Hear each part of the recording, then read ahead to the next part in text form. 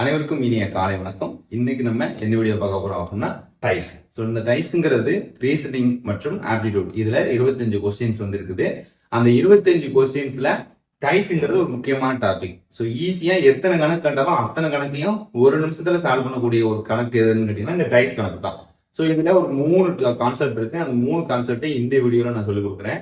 So இதை மட்டும் நீங்க பாத்தீங்கன்னா போதும், டைஸுக்கு வர எந்த வீடியோ எந்த யூடியூப் சேனல் நீங்க தேட வேண்டாம். அந்த மாதிரி ஒரு வீடியோ வந்து கொடுக்க போறேன். அதுக்கு முன்னாடி நம்ம சேனலுக்கு புதுசா இருந்தீங்கன்னா சப்ஸ்கிரைப் பண்ணிக்கோங்க, பக்கத்துல உள்ள பெல் ஐக்கனையும் கிளிக் பண்ணிக்கோங்க, உங்க ஃப்ரெண்ட்ஸ் எல்லாத்துக்கும் நம்ம சேனலை ரெஃபர் பண்ணுங்க. ஸோ ஏதாவது டவுட்ஸ் இருந்ததுன்னா டெலிகிராம்ல இந்த யூசர் நேம் சர்ச் பண்ணி என்கிட்ட நீங்க உங்களோட டவுட்ஸை கிளியர் பண்ணிக்கலாம். சரி, வாங்க வீடியோக்குள்ள போகலாம். ஸோ டைஸ்ன்னு பார்க்கல, ஃபர்ஸ்ட் என்ன செய்யணும்னா ஃபார்மேஷன் ஆஃப் டைஸ் அப்படிங்கிறது நமக்கு தெரியணும், ரைட்டா?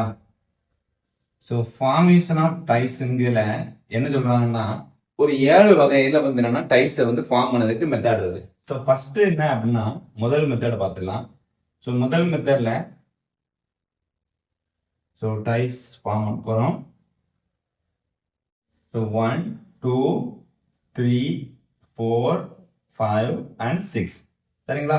ஸோ இந்த மாதிரி இருக்கும் பொழுது இதுக்கு ஆப்போசிட் பிளேசஸ் நம்ம எப்படி கண்டுபிடிக்க போறோம் அதுதான் மேட்டர், சரிங்களா?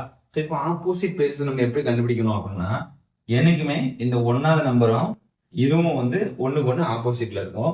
அந்த மாதிரி 3வது நம்பரும் 6வது நம்பரும் ஒண்ணுக்கு ஒண்ணு ஆப்போசிட்ல இருக்கும். இந்த சைட்ல உள்ளதும் இந்த சைட்ல உள்ளதும் எப்பவுமே ஆப்போசிட்ல இருக்கும். இதை மட்டும் நீங்க ஞாபகம் வச்சுட்டீங்கன்னா போதும், சரியா? சோ இப்ப இந்த கணக்குல பாருங்க, ஆப்போசிட் டு 1 வந்து என்னன்னு கேட்டீங்கன்னா 5, ஆப்போசிட் டு 3 வந்து என்ன அப்படின்னு கேட்டீங்கன்னா 6, ஆப்போசிட் டு 2 வந்து என்னன்னு கேட்டீங்கன்னா 4, சரியா? சோ இதெல்லாம் எதுக்காக யூஸ் ஆகும் அப்படின்னு கேட்டீங்கன்னா கணக்குல என்ன செய்வாங்க, கொடுத்துட்டு ஆப்போசிட் 2 3 என்ன வரும்னு கேட்கலாம். இது சிம்பிள் கணக்கு, கேட்க மாட்டாங்க. ஸோ எப்படி கேட்பாங்கன்னா இந்த மாதிரி டயக்ராம் கொடுத்துட்டு ஒரு 4 டைஸ் கொடுத்துருவாங்க. டைஸ் கொடுத்துட்டு எந்த டைஸ் வந்து ஃபார்ம் பண்ண முடியாது அப்படின்னு கேட்பாங்க. ஸோ அதை நம்ம கான்செப்ட் கணக்கு வரும்போது பார்க்கலாம். இப்போ கான்செப்ட் எப்படி ஃபார்மேஷன் ஆஃப் டைஸஸ் மட்டும் பார்த்துக்கலாம். சரி, முதல் முடிஞ்சது. 2வது ஃபார்மேஷன்ல என்ன செய்ய போறோம் அப்படின்னா ஸோ டைஸ் ஃபார்ம் பண்ண போறோம். ஸோ 1 2 3 4 5 6. ஸோ இந்த மாதிரி இருந்துச்சுன்னா இதுக்கும் அதே தான். ஸோ என்னைக்குமே முதல்ல இருக்கு பாத்தீங்களா, இந்த முதல்ல உள்ளதுக்கும் 3வது உள்ளதும் லிங்க்டா ஆப்போசிட்டா இருக்கும். இந்த 2வது உள்ளதும் 4வது உள்ளதும் ஆப்போசிட்டா இருக்கும். இந்த சைட்ல உள்ளதும் இந்த சைட்ல உள்ளதும் ஆப்போசிட்டா இருக்குன்னு சொல்லியிருக்கேன். அப்போ 1 6 ஆப்போசிட். ஸோ இது ஒரு கான்செப்ட். இதே கான்செப்ட்ல இன்னொன்னு என்ன வருது பாருங்க. ஸோ போட்டாச்சு. போட்டுட்டு இது 1, இந்த இடத்துல என்ன செய்ய போறேன், 2 போடுறேன், இங்க 3 போடுறேன், இங்க 4 போடுறேன். இந்த இடத்துல என்ன செய்யறேன் 5 6ன்னு போடுறேன், சரிங்களா? சோ இப்ப இதுல எதுல ஆப்போசிட் நீங்களே சொல்லுங்க. சோ என்னைக்குமே 1வது நம்பரும் 3வது நம்பரும் ஆப்போசிட் சொல்லிருக்கேன். அப்ப இதுக்கு இது ஆப்போசிட், இதுக்கு இது ஆப்போசிட், இதுக்கும் இதுக்கும் இது ஆப்போசிட், சரிங்களா? சோ இப்படி டைஸை நம்ம ஃபார்ம் பண்ணலாம். சோ அடுத்து பாருங்க 4வது மாடல். இது முக்கியமான மாடல்.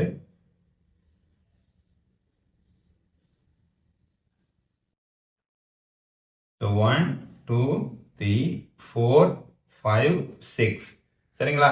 சோ இப்போ இதுக்கு எப்படி ஆப்போசிட் கண்டுபிடிக்கிறது அப்படின்னு கேட்டீங்கன்னா சிம்பிள் தான். சோ என்னைக்குமே 1வது நம்பரும் 3வது நம்பரும் ஆப்போசிட் சொல்லியிருக்கேன். சோ 1 இதுவும் ஆப்போசிட். சோ இந்த சைடுல இருக்கிறது இதான் 1வது நம்பர், இது 3வது நம்பர். அப்ப இதுவும் ஆப்போசிட். மீதி என்ன இருக்கு, இந்த 2 நம்பரும் 5 நம்பரும். அப்ப அது 2 என்னது ஆப்போசிட், அவ்வளவுதான், சரியா? சோ இது ரொம்ப முக்கியமான கான்செப்ட். சோ நெக்ஸ்ட் பாக்குறது 5th டைப் என்ன அப்படின்னா, சோ இப்போ என்ன செய்வாங்கன்னா ஒரு ஸ்கொயர் கொடுத்துருவாங்க.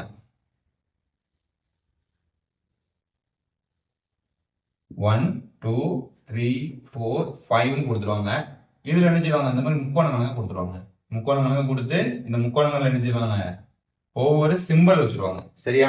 சோ இப்போ இதுல எப்படி நம்ம ஆப்போசிட் கண்டுபிடிக்கிறது? சோ உதாரணத்துக்கு இங்க வந்து பிளஸ், இங்க மைனஸ், இங்க மல்டிப்ளை, இங்க டிவைட் எப்படி கொடுத்துட்டேன். சோ இப்போ 1வது நம்பர் இது, இதுக்கு ஒரு 3வது நம்பர், அப்ப இதுக்கு இது ஆப்போசிட். இந்த 2வது நம்பரும் 4வது நம்பரும் ஆப்போசிட். இந்த 3வது நம்பருக்கு ஆப்போசிட்ல என்ன இருக்கும் அப்படின்னு கேட்டீங்கன்னா, சோ ஒரு இது வரைய போறோம். இப்படி டிவைட் பண்ணிட்டு இங்க பிளஸ், சோ இங்க இன்று இங்க, ஏன்னா இந்த பிளஸுக்கும் இதுவும் ஆப்போசிட்டா இருக்கும், சரிங்களா? சாரி, இது 2 என்ன அட்ஜஸ்டன்ட் சைடா இருக்கும். இந்த மைனஸும் இந்த டிவைடும் இப்படி இருக்கும். சரிங்களா? சோ அப்போ இது ஒரு கான்செப்ட். சோ இந்த மாதிரி என்ன செய்வாங்க அப்படின்னு கேட்டீங்கன்னா மொத்தம் ஒரு 5 டைப் இருக்கு. இதே கணக்குல எப்படி கொடுப்பாங்கன்னா இப்ப இதுல எடுத்துக்கிடுவோமே. சோ இதுல எப்படி கொடுக்குறாங்கன்னா சரி இந்த மாடலே போடுறோம். சோ இப்படி போட்டுக்கிட்டு இதுல என்ன செய்வாங்க 1 2 அடுத்து என்ன செய்வாங்க பாருங்க. இதுல பிளஸ் சிம்பல், இதுல மைனஸ் சிம்பல், இதுல டிவைட் சிம்பல் 3 இங்க 4 போட்டுக்கோங்க, இங்க மல்டிப்ளை சிம்பல், இங்க 5 போட்டுக்கோங்க. சரியா? சோ இப்படியும் கணக்கு கொடுப்பாங்க. இப்படி இருக்கும்போது என்ன செய்யணும், ஒரு சைடுல உள்ளது எல்லாமே என்னது சேமா இருக்கும். அப்போ 1க்கு 3 ஆப்போசிட், 2க்கு 5 ஆப்போசிட். சோ இது ரெண்டும் ஒரு சைடுல இருக்கிறதுனால பிளஸும் மைனஸும் ஒரு சைடுல வந்துடும். இது ரெண்டும் ஒரு சைடுல இருக்கிறதுனால மைனஸும் பிளஸும் டிவைடும் ஒரு சைடு வந்துடும், மைனஸும் மல்டிப்ளையும் ஒரு சைடு வந்துடும். சரியா? ஸோ இப்படித்தான் நம்ம என்ன செய்ய போறோம், ஆப்போசிட் நம்பர்ஸ் வந்து கண்டுபிடிக்க போறோம். ஸோ இதுல இந்த மாடல்ல ஒரு கணக்கு பார்த்துடலாம். அப்பதான் உங்களுக்கு எல்லாம் கிளியர் தெரியும். வாங்க இப்போ டைப் 1ல ஒரு கணக்கை பார்த்துடலாம். ஸோ டைப் 1 கணக்கு இப்படிதான் கொடுப்பாங்க. ஸோ இந்த டைஸை கொடுத்துட்டு இதுல இருந்து இந்த எந்த டைஸ் எல்லாம் ஃபார்ம் பண்ணலாம் அப்படின்னு கொஸ்டின் கேட்கலாம், எந்த டைஸ் எல்லாம் ஃபார்ம் பண்ண முடியாது அப்படின்னு கொஸ்டின் கேட்கலாம். ஸோ ஃபர்ஸ்ட் நம்ம என்ன செய்யணும்னா ஆப்போசிட் என்ன அட்ஜசன்ட் என்ன அப்படிங்கறத கண்டுபிடிக்கணும். ஸோ ஃபர்ஸ்ட் இதுல கண்டுபிடிக்க போறது ஆப்போசிட் நம்ம கண்டுபிடிக்க போறோம். சரியா? ஸோ ஆப்போசிட் ஆஃப் எஃப் வந்து என்னது பி. ஏன்னா 1க்கும் 3ம் ஆப்போசிட் சொல்லியிருக்கேன், 3க்கும் 2க்கும் 4க்கும் ஆப்போசிட் சொல்லியிருக்கேன். அப்போ ஈக்கு ஆப்போசிட் சி ஆகவும் ஏக்கு ஆப்போசிட் டி ஆகவும் இருக்கும். சரியா? ஸோ இப்போ இந்த 3 நம்ம கண்டுபிடிக்கணும். ஸோ இது எப்படி கண்டுபிடிக்க முடியும்னா நம்ம இதுக்கு முன்னாடி ஃபார்மேஷன் ஆஃப் டைஸ் அப்படின்னா அது தெரிஞ்சா தான் கண்டுபிடிக்க முடியும், இதெல்லாம் கண்டுபிடிக்க முடியாது. ஸோ இப்போ இதுல பாருங்க எஃப்பும் பியும் ஆப்போசிட்ல தான் இருக்கணும், அட்ஜசன்ட்ல இருக்க கூடாது. சரியா? அப்போ இங்க பாருங்க எஃப் இங்க இருக்கு, பி இங்க இருக்கு. இப்போ இது ரெண்டு என்னது அட்ஜசன்ட். ஸோ டைஸ்ல 2 ரூல் இருக்கு. என்ன ரூல்னா ஸோ ஆப்போசிட்ல இருக்கக்கூடிய ஃபேஸஸ் வந்து என்ன செய்யாது, ஸோ எப்பவுமே ஆப்போசிட்ல தான் இருக்கும். அதனுடைய எந்த கார்னர் எந்த எட்ஜ் எதுவுமே என்ன ஆகாது, அந்த ஆப்போசிட் கூட டச்சிங்லேயே இருக்கக்கூடாது. இதான் வந்து கான்செப்ட். ஸோ இப்போ பாருங்க பிக்கு கார்னர் இங்க இருக்கு, எஃப்க்கும் கார்னர் இங்க இருக்கு, ரெண்டும் டச் ஆகுது. அப்படிங்கிற என்னது இந்த ஆப்ஷன் வந்து ராங். இந்த டைஸ் நம்ம ஃபாலோ பண்ண முடியாது. ஸோ அடுத்த கணக்குல இங்க வாங்க. ஸோ எஃப்க்கு ஆப்போசிட்ல பி இங்க இருக்கா இல்ல. அடுத்து இக்கு ஆப்போசிட்ல சி இருக்கு. ஸோ இக்கு சி இங்க எங்க இருக்கா இல்ல, அட்ஜசன்ட்ல இல்ல. அடுத்து ஏ இருக்கு, ஏக்கு ஆப்போசிட்ல டி. ஸோ இப்போ டி எங்க இருக்கா, டி இருக்கு, ஆனா ஏ இங்க 2 லெட்டர்ல இல்ல. ஸோ இப்படி இருந்துச்சுன்னா இது வந்து என்ன வரும் இந்த டைஸ் ஃபார்ம் பண்ணலாம் அப்படின்னு நினைச்சோங்க. சரி அடுத்து 3வது டைஸை பார்க்கலாம். ஸோ இ இருக்கு, இக்கு ஆப்போசிட்ல என்னது சி இருக்கணும். ஸோ ஆனா இக்கு அட்ஜசன்ட்ல என்ன இருக்கு சி இருக்கு. அப்படிங்கிற என்னது இந்த டைஸை நம்ம ஃபார்ம் பண்ண முடியாது. ஸோ அடுத்து பாருங்க 3 பாருங்க. ஸோ ஏ இருக்கு, ஏக்கு ஆப்போசிட்ல டி இருக்கணும். ஆனா என்ன ஆகுது, இந்த ஏக்கு அட்ஜசன்ட்ல டி இருக்கு, ஏக்கு அட்ஜசன்ட்ல டி இருக்கிறதுனால இதுவும் வருது. ஸோ ஆன்சர் இஸ் எனக்கு பி. சரியா? ஸோ இப்போ இது ஒரு மாடல் இருக்கு. இந்த மாடல் என்ன கேட்டாங்கன்னா நம்ம நினைஞ்சிடலாம், இந்த மாதிரி ஆப்போசிட் பேசஸ் கண்டுபிடிச்சு அட்ஜசன்ட்ல இருக்கா ஆப்போசிட்ல இருக்கா அப்படிங்கிறத பார்த்தோம்னாலே கிளியர் பண்ணிடலாம். ஸோ டைப் 2 கொஸ்டின் பார்க்கலாம். ஸோ இந்த மாதிரி 2 டைப்ஸ் வந்து கொடுத்துருவாங்க நார்மலா இருக்கக்கூடிய செகண்ட் டைப் கொஸ்டின்ல. இந்த 2 டைப்ஸ்ல இருந்து என்ன கேட்பாங்க, ஆப்போசிட் ஆஃப் 1 என்ன அப்படின்னு கேட்கலாம், ஆப்போசிட் ஆஃப் 6 என்ன அப்படின்னு கேட்கலாம், ஆப்போசிட் ஆஃப் 4 என்ன அப்படின்னு கேட்கலாம். ஸோ இந்த கணக்கில் நீங்க எப்படி கண்டுபிடிப்பீங்க, நார்மலா ஒரு டைஸை நினைச்சுக்கிட்டு அசியூம் பண்ணி நீங்க செஞ்சீங்க அப்படின்னு கேட்டீங்கன்னா ஒரு காமன் நேரம் இருந்த கணக்கு சால்வ் பண்ணுறது. ஸோ இப்போ இதுக்கு எப்படி நம்ம ஈஸியா செய்யலாம் அப்படின்னு கேட்டீங்கன்னா ஃபர்ஸ்ட் நம்ம பார்க்கணும், இந்த மாதிரி கணக்கில் போட்ட உடனே காமன் நம்பர்ஸ் ஏதாட்டி இருக்கா அப்படின்னு பார்க்கணும்.